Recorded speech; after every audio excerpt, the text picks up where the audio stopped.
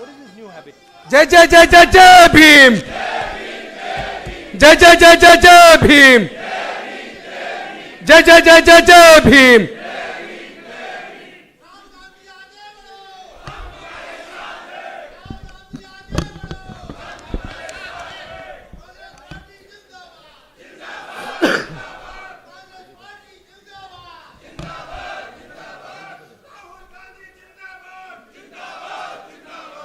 Rajendra Pal Gautam ji, Satyaprakash Yadav ji, Shalini Lal ji, S Geeta ji, John Dayal ji, Ramzan Chaudhary ji, professor Sukumar ji, C S Bhandari ji, Bhagirath Manjhi ji, Jaganand ji, Anil Jain ji, distinguished members from Dalit community, आप सबका मैं यहां स्वागत करता हूं। नमस्कार, कैसे हैं आप?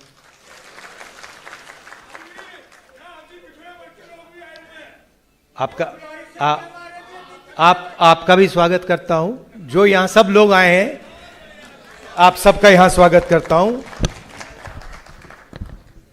सॉरी, गलती कर दी।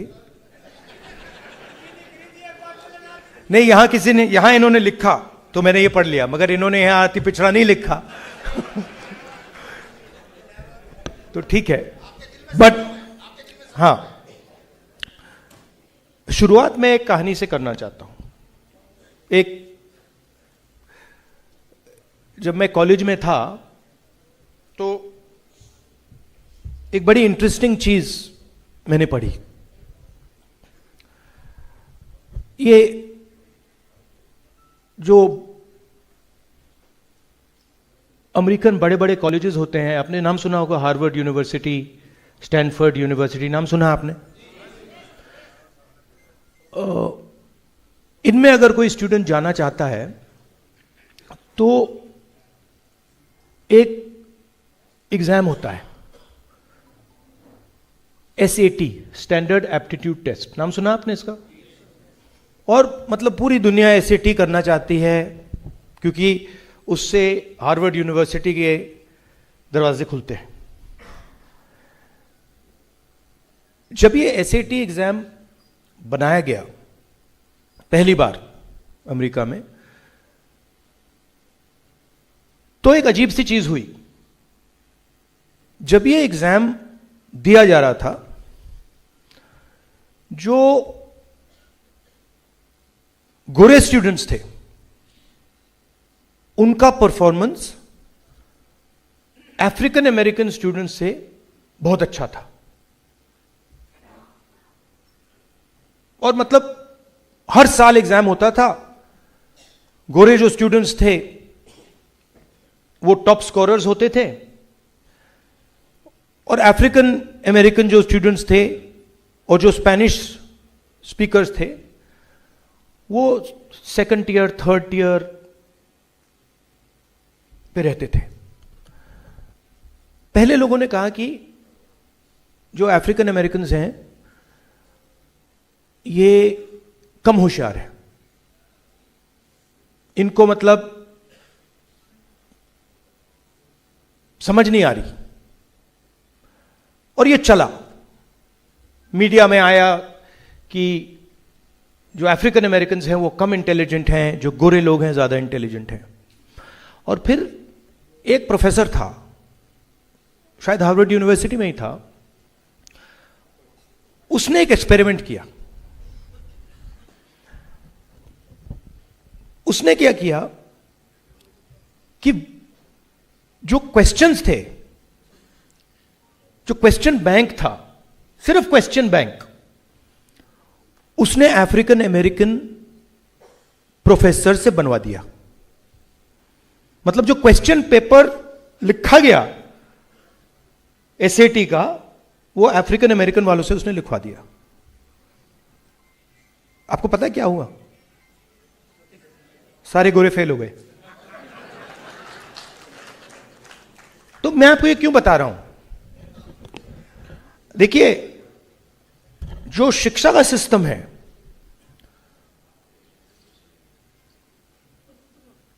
वो एक्चुअली दो चीज है। एक वो लोगों को, जैसे हमारे प्रोफेसर साहब हिस्ट्री सिखाता है, बायोलॉजी सिखाता है, ज्योग्राफी, इंजीनियरिंग, ये सब, मगर दूसरा वो हथियार भी है। आपने बोला कि हमारा एजुकेशन सिस्टम था, आपका एजुकेशन सिस्टम कभी नहीं रहा है। ये बात आप समझिए, हिंदुस्तान का एजुकेशन सिस्टम कभी भी आज तक दलितों और पिछड़ों के हाथ में नहीं रहा है। मतलब पार्टिसिपेशन भी नहीं है। साहब को प्रोफेसर बना देंगे, रिस्पेक्ट दे देंगे,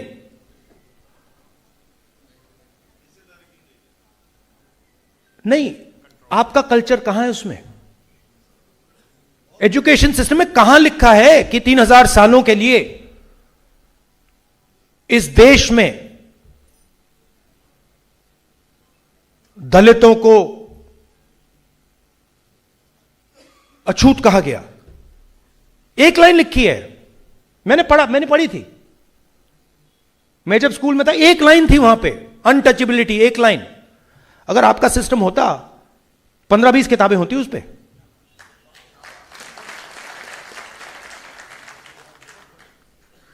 तो सिस्टम में पार्टिसिपेशन देना और सिस्टम में कंट्रोल देना बिल्कुल अलग बात है। पार्टिसिपेशन आपको दिया, कांग्रेस पार्टी ने भी दिया, अंबेडकर जी ने दिया, सबने दिया, मिलकर दिया, बट हमारी पूरी कोशिश हुई, मगर कंट्रोल आपको नहीं मिला। और जब तक आपको कंट्रोल नहीं मिलेगा, पार्शियल कंट्रोल, टोटल कंट्रोल नहीं, मैं ये नहीं कह रहा हूं कि 100% कंट्रोल, आज तो 0% है, 00 नेगेटिव चल रहा है आजकल। जब तक थोड़ा सा कंट्रोल, आपकी हिस्ट्री, आपका कल्चर, आपके जीने का तरीका, आपके आइडियाज, आप बोल रहे हो कि आपने राहुल गांधी का नाम लिया, फिर उसके बाद आपने अंबेडकर जी का नाम लिया, गांधी जी का नाम लिया।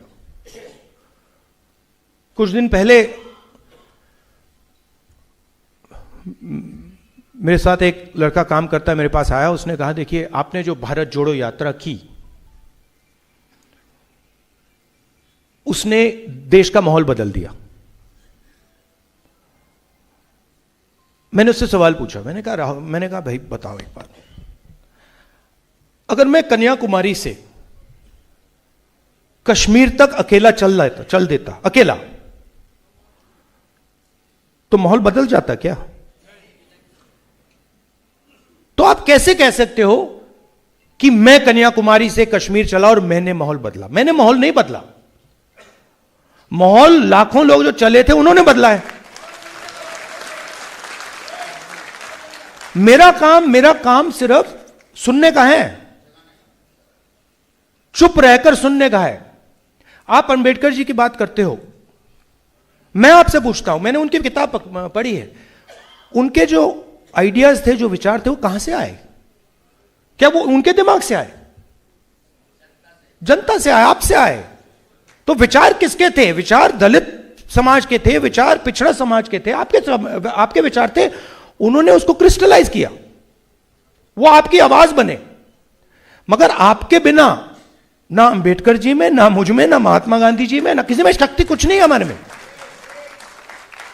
पावर आप में है, हिस्ट्री आप में है, समझ आप में है, ट्रेडिशन आप में है। आपसे बात किए बिना मैं कभी आपकी जिंदगी को समझ सकता हूं क्या? कैसे? अगर मैं आपसे बात, अगर हिंदुस्तान के दलित नहीं बोलते तो लोगों को अनटचेबिलिटी के बारे में मालूम ही नहीं होता।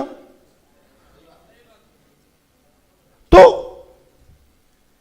ये जो हमने फोटो लगा रखी हैं, अंबेडकर जी कैटलिस्ट थे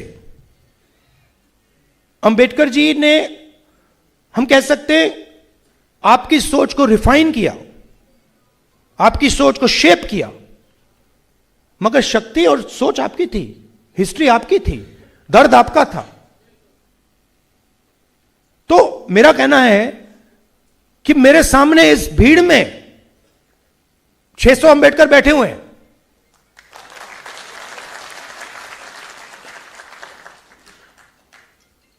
रियलिटी है, क्योंकि आइडियाज आपसे निकले थे, सोच आपसे आई है।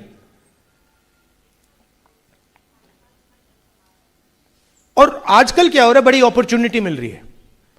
लोग डिप्रेशन में चले जाते हैं, उदास हो जाते हैं। एक्चुअली ये दलित इमेंसिपेशन, पिछड़ों के इमेंसिपेशन का नया फेज है, ये शुरू हो रहा है। क्योंकि अब हमने बात एक्सेप्ट कर ली है कि जो पिछला फेज था जिसके बारे में आपने बात की, वो खत्म हो गया है। उसमें अब दलितों के लिए, पिछड़ों के लिए अपॉर्चुनिटी है ही नहीं, रास्ता बंद है। और हम कितनी भी कोशिश करें, इस स्ट्रक्चर में हमारी प्रॉब्लम सॉल्व नहीं होने वाली है। यह स्ट्रक्चर अब बीजेपी ने, आरएसएस ने टोटली कैप्चर कर दिया है। आप मुझे बताओ, मेन स्ट्रीम मीडिया को देखते हैं, आप यहां दलित इन्फ्लुएंसर्स हो, आप मुझे नाम बताओ। टॉक शोज होते हैं, मैं तो देखता भी नहीं हूं, टॉक शोज होते हैं, आप मुझे एंकर्स में एक दलित नाम बता दो। एक दलित, एक मुसलमान, एक पिछड़े वर्ग का, एक आदिवासी एंकर मुझे बता दो। जीरो। उनकी बातचीत चल रही है, पूरा फ्रेमवर्क चल रहा है उनका, बट 90% में से कोई है ही नहीं उसमें। कॉर्पोरेट इंडिया की बात करते हैं, आप लोग जीएसटी देते हो, आप जितनी जीएसटी आप देते हो उतनी अदानी देता है। प्रोफेसर साहब ने कहा कि मैं जैकेट पहना हूं, अगर यही जैकेट अदानी खरीदता तो जितनी जीएसटी आपने दी उतनी वही देता।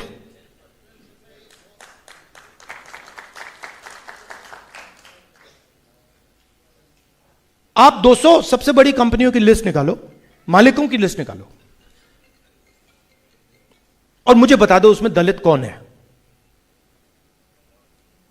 15% आपकी आबादी है, 200 में से एक इंडस्ट्रियलिस्ट, 2 इंडस्ट्रियलिस्ट, 3 तो होने चाहिए, 5 होने चाहिए, 10 होने चाहिए, एक भी नहीं है, जीरो, -0, कोई है ही नहीं। मैनेजमेंट टीम की बात करो, वहां नहीं मिलेंगे आपको।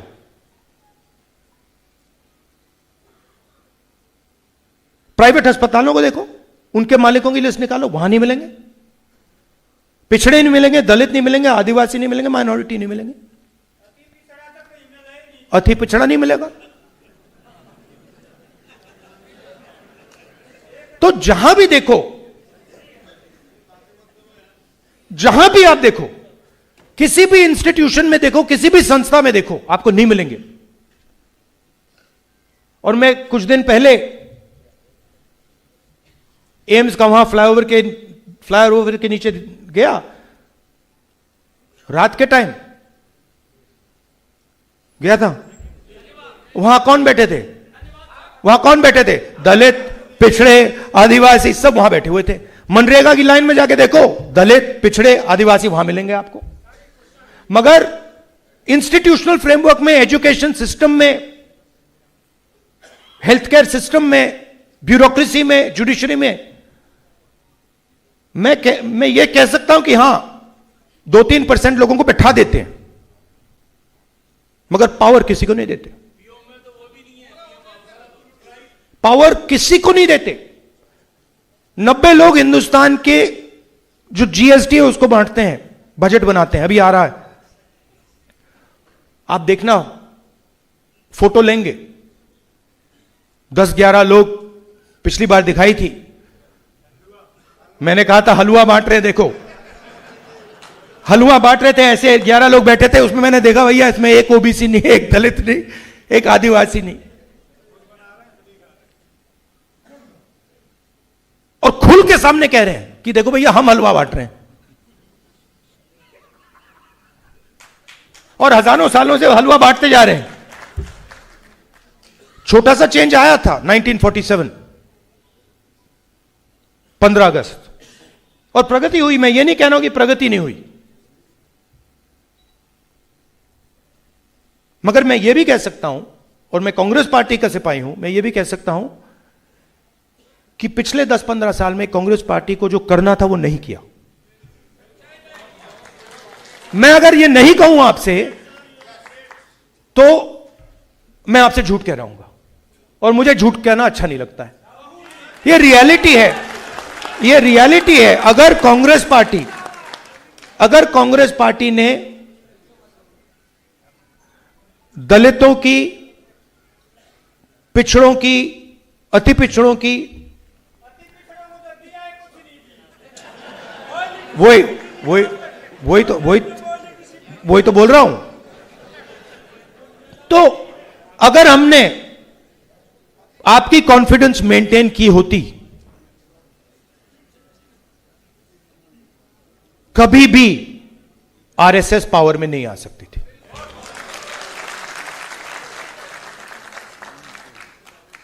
मैं ये कह सकता हूं कि जो आपने बात बोली, इंदिरा गांधी जी के टाइम फुल कॉन्फिडेंस मेंटेन थी। दलित, आदिवासी, माइनॉरिटी, अति पिछड़ा, ये सब जानते थे कि इंदिरा गांधी जी लड़ जाएंगी, मर जाएंगी उनके लिए।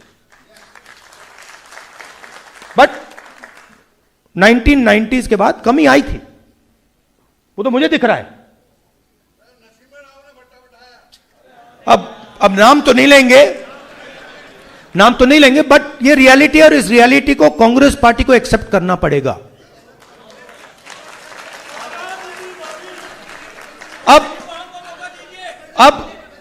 अब इसका मतलब क्या है? इसका मतलब है कि कांग्रेस पार्टी में पहले इंटरनल रेवोल्यूशन आना पड़ेगा, जिसमें हम आप लोगों को अंदर डालें।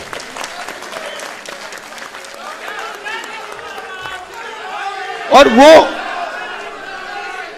मैं आपको एक और बात बता देता हूं, देखिए एक और बात बता देता हूं आपको।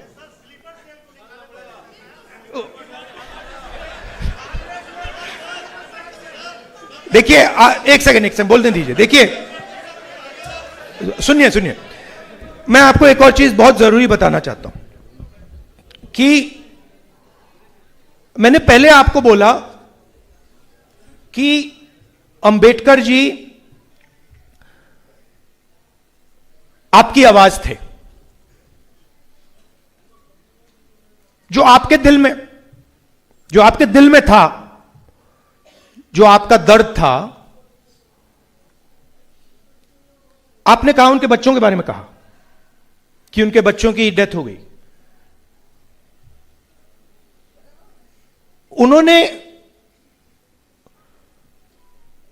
अपने लक्ष्य को छोड़कर अपनी आवाज को वो नहीं सुने, अपने परिवार की उन्होंने आवाज नहीं सुनी, और आपके समाज की आवाज उन्होंने सुनी।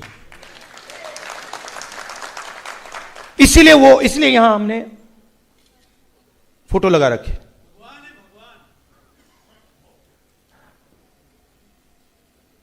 मगर हम कहते हैं कि देखिए, ये कॉन्स्टिट्यूशन जो है ये अंबेडकर जी ने बनाया, ठीक है, मैं मान सकता हूं, मगर ये कॉन्स्टिट्यूशन जो है इसको दलितों के दर्द ने बनाया। जो आपने ह्यूमिलिएशन सहा है, जो आपने डिसरिस्पेक्ट सही है, जो आप पर अपमान किया गया है, उसका नतीजा यह है। अगर आप पर अपमान नहीं होता, अगर आपको अछूत नहीं कहा जाता, तो मैं नहीं सोचता हूं यह कॉन्स्टिट्यूशन बनता। तो मैं उस परिवार से हूं जिसने इसको बनाने के लिए भी सैक्रिफाइस किया है। तो मैं इन बातों को समझता हूं, थोड़ा सा, पूरी तरह नहीं, थोड़ा सा समझता हूं। भाई प्लीज डिस्टर्ब मत कीजिए बार बार आप, प्लीज। पूरी तरीके से तो सिर्फ मोदी जी समझते हैं चीजों को। तो इसमें आपका दर्द है, आपका ह्यूमिलिएशन है, आपकी हिस्ट्री है, इसके अंदर है। इसका मतलब यह है कि यह मेरे लिए पवित्र चीज है। और मैं जानता हूं ये कितना भी बोल लें ये आरएसएस वाले, मैं जानता हूं कि इस देश का जो फाउंडेशन है, जो इस देश की नींव है, वो आप लोग हो।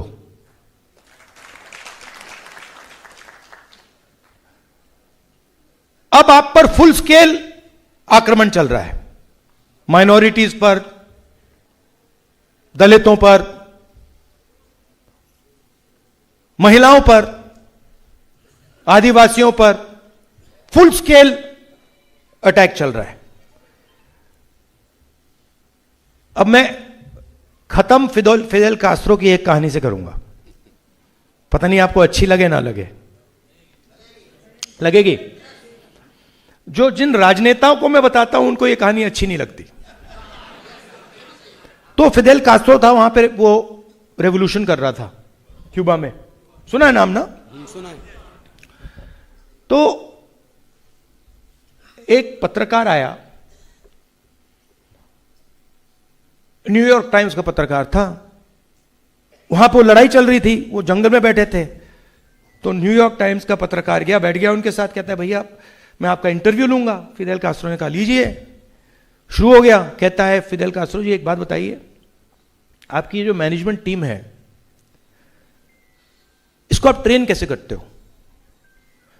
इनको आप मैनेजमेंट कैसे सिखाते हो? इनको आप मतलब लड़ना कैसे सिखाते हो? रेवोल्यूशनरी थॉट कैसे सिखाते हो? फिदेल कास्ट्रो जी उसकी ओर देखा, कहता है यार तू तो बड़ा बेवकूफ आदमी है, मैं थोड़ी सिखाता हूं। तो चौंक गया, कहता है सर आप नहीं सिखाते तो कौन सिखाता है? कहता है ये जो बटिस्ता बैठा है वो डिक्टेटर था, ये सिखाता है। तो फिर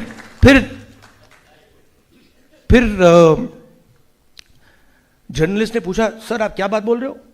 आप बोल रहे हो कि क्यूबा का जो डिक्टेटर है जिससे आप लड़ रहे हो वो आपकी मैनेजमेंट टीम को सिखाता है? फिदेल कास्ट्रो कहता है हां, मैं क्या करता हूं, मैं लोगों को लड़ाता हूं, आधों को मार देता है, बाकी भग जाते हैं, जो बचते मेरी मैनेजमेंट टीम है।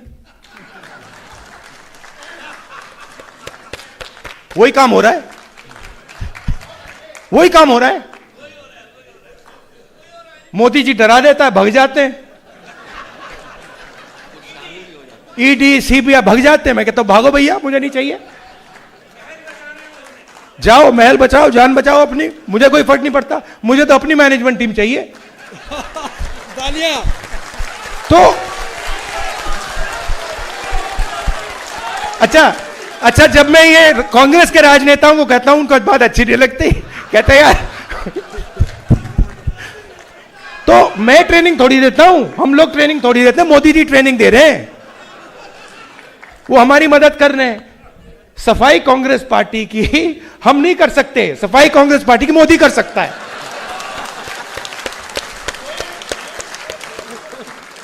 और हमारा काम जब मतलब लोग दौड़ रहे हैं उस साइड, तो हमारा काम दरवाजे खोलने का, ये जो सच्चे मैनेजर से आ जाए अंदर, तो ये चल रहा है आजकल। अंत में मैं आपसे कहना चाहता हूं, देखिए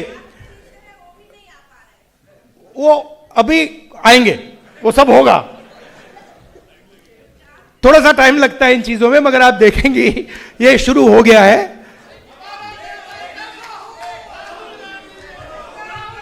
और लड़ाई विचारधारा की, देखिए, जब मैं आपको क्लियरली बता देता हूं, जब केजरीवाल जी आए, शुरुआत में ही मैंने इनको थोड़ा देखा, ऑब्जर्व किया। ये जितना मोदी जी एंटी रिजर्वेशन है, जितना मोदी जी एंटी दलित हैं, उतना ही ये है। ठीक है, ये शायद ज्यादा, थोड़े मोदी जी से ज्यादा सोफिस्टिकेटेड है, वो हो सकता है। ये जो भी कोई सुनना चाहता है, देखिए, मैंने यहां आके बोला आपसे कि देखो, कांग्रेस पार्टी ने जिस प्रकार से आपकी इंटरेस्ट प्रोटेक्ट करनी थी, नहीं की। इस स्टेटमेंट से मेरा नुकसान हो सकता है। मीडिया कहेगी कि राहुल गांधी कह रहा है, मगर मुझे कोई फर्क नहीं पड़ता, क्योंकि रियलिटी है। तो जो विचारधारा की लड़ाई लड़ता है, जैसे अंबेडकर जी हैं, गांधी जी हैं, नेहरू जी हैं, हमें सच में इंटरेस्ट है और हमें आपके साथ रिश्ता बनाना है, दोस्ती करनी है, कि आपको लगे कि अगर हम कुछ बोलें या अगर हमारे दिल में कुछ है, दर्द है, इरिटेशन है, ह्यूमिलिएशन है, जो भी है, हम उस आदमी को जाके बोल सकते हैं। वो उस बात को सुनता है, समझता है और उसके बारे में कुछ करने की कोशिश करता है। बस ये चाहिए। तो ये एक पहली मीटिंग है, ये प्रोसेस है। आपको देखना है कि राहुल गांधी सचमुच में, मेरे भाषण को एक्सेप्ट नहीं करो, आप मेरे भाषण को डाउट करो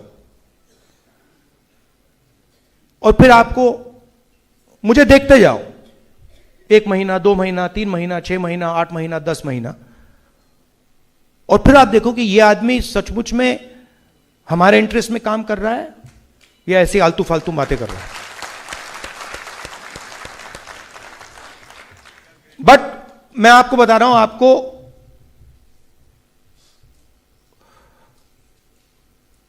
कॉन्फिडेंट रहना चाहिए।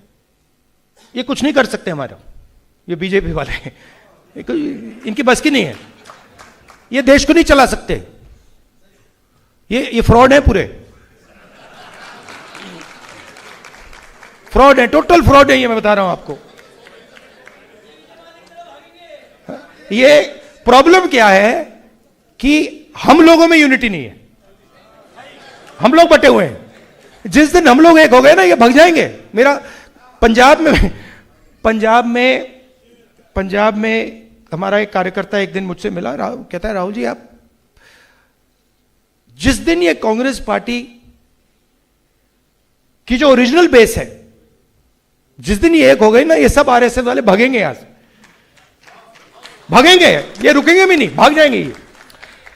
तो थोड़ा सा यूनिटी पे काम करना है, दूसरे की भी सोचनी है। जैसे आपने बिल्कुल सही बोला, मैंने कहा दलितों का नाम लिया और मैंने गलती की, मैंने अति पिछड़ों का नाम नहीं लिया, लेना था। तो सबको लेकर आगे चलना है। दलितों की इश्यूज थोड़ी अलग हैं, अति पिछड़ों की थोड़ी अलग है, माइनॉरिटीज की थोड़ी अलग है, बट सुनकर सबको एक साथ लेकर आगे चलना है। और एक मुझे लगता है शायद थोड़े साल लगेंगे, बट जो एक प्रकार से मोहन भगवत जी ने कहा कि जब कॉन्स्टिट्यूशन बना था तो हिंदुस्तान को आजादी नहीं मिली थी, तो उनका कहना था कि सच्ची आजादी मोदी जी के अंडर मिली, राम मंदिर, जिसमें ना किसी दलित को इनॉग्रेशन में, ना किसी दलित को बुलाया, ना किसी आदिवासी को बुलाया, ना किसी गरीब को बुलाया, अदानी जी अंबानी जी को नचा दिया। तो उन्होंने दूसरी आजादी की बात की, मगर एक्चुअली वो नहीं समझे कि वो दूसरी आजादी उनकी वाली नहीं है, वो हमारी वाली है, वो आने वाली है। और उसमें मैं आपको आखिरी बात बताता हूं, उसमें हमें सिर्फ रिप्रेजेंटेशन के लिए नहीं लड़ना है। आप लोग सिर्फ रिप्रेजेंटेशन के लिए लड़े थे, पॉलिटिकल रिप्रेजेंटेशन। कांशी राम जी जिन्होंने बहुत अच्छा काम किया, वो पॉलिटिकल रिप्रेजेंटेशन के लिए लड़े थे। हुआ क्या, इन्होंने पॉलिटिकल रिप्रेजेंटेशन को इरेलेवेंट कर दिया। आज पॉलिटिकल रिप्रेजेंटेशन का कोई मतलब ही नहीं है। तो आज नहीं, वो लोकसभा में एमपीज मुझे कहते हैं बीजेपी के, भैया हमारी तो यहां पे मूर्ति बना रखी है। मतलब सर हम मतलब चुनाव जीत के आए, हमने सोचा था एमपी बनेंगे, यहां पे तो भैया मूर्ति बना के खड़ा कर दिया है, और मूर्ति बोल भी नहीं सकती। तो जो संस्थाएं हैं, जो इंस्टीट्यूशंस हैं, चाहे शिक्षा के इंस्टीट्यूशंस हैं, कॉर्पोरेट इंडिया है, जुडिशरी है, इसमें शेयर ऑफ पावर चाहिए, शेयर ऑफ पावर। और शेयर ऑफ पावर और रिप्रेजेंटेशन में बहुत फर्क है। शेयर ऑफ पावर मतलब, जैसे मैंने आपसे कहा 90 लोग बजट को बांटते हैं, आपने वहां पे 3 ओबीसी दे रखे हैं, 3 ओबीसी अफसर दे रखे हैं, उनको पीछे बैठा रखा है, 50% उनकी आबादी है, बट शेयर ऑफ पावर 5%।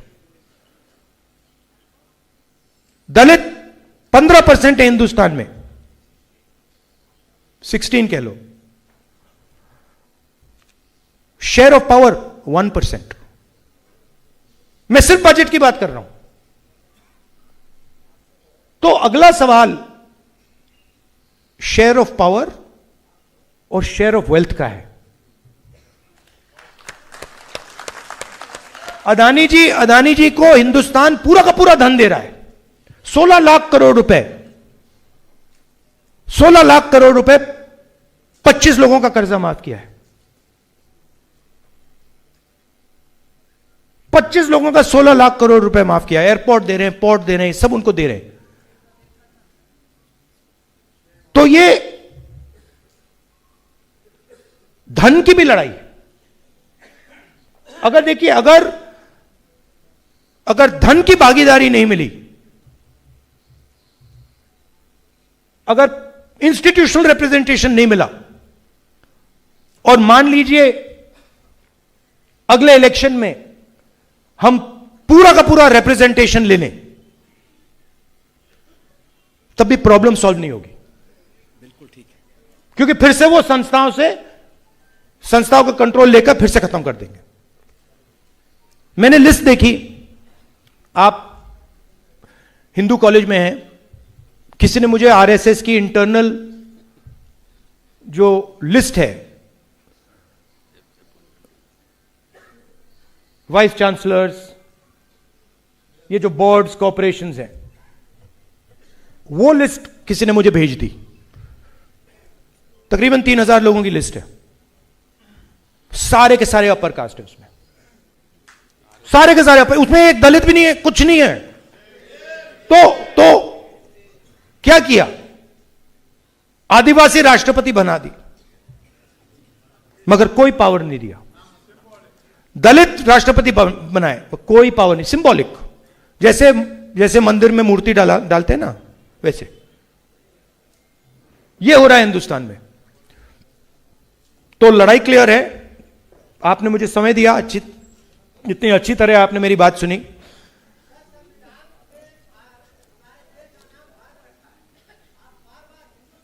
सही बात है, गलती है, भारत बोलूंगा। देखिए यही तो है ना। अब देखिए, कितनी गहरी बात बोली है इन्होंने। हाँ, तो अब देखो, अब मोदी जी के सामने इसने ये कह दिया होता तो फिर क्या होता? पकड़ के अंदर कर देते, और मैं जाके गले मिलूंगा, कहूंगा भैया धन्यवाद, आपने तो मुझे बहुत अच्छा पॉइंट दिया है। आप सबका बहुत बहुत धन्यवाद। नमस्कार, जय हिंद, जय भारत।